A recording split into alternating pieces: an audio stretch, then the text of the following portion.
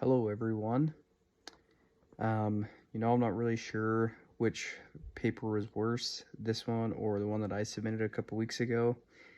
I definitely felt like I was being called out a little bit, um, which is good. I think it's for the best. Um, I was assigned to figure two, and it took me a long time to really figure out what I was even looking at. It was really confusing. I'd never seen a graph like that before. Um, But essentially, what I gathered was that um, in the experiment, they were manipulating the thyroid hormone levels in the mice, both in the blood and in the brain, and just kind of seeing how that would, um, how adding thyroid hormone would affect that in the levels in the blood and in the brain. And then essentially, this was figured out, done by an ELISA test. And I believe it was in the brain that it did not dramatically increase. Let me check that really quick.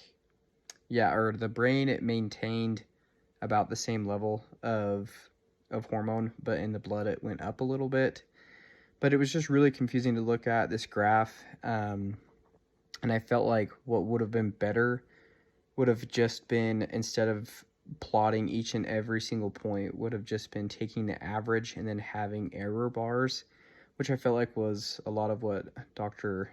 Chung was trying to get across. Was that talked about that in lecture a couple weeks ago, that it's better to just average it and then have error bars. It just made it really, really confusing. If I can turn this around and then show what it looked like.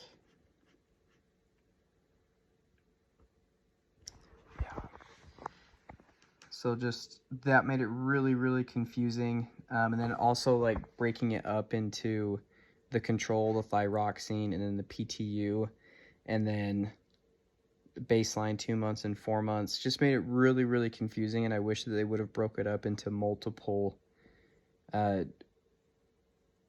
graphs with the averages, with error bars, rather than plotting multiple points and then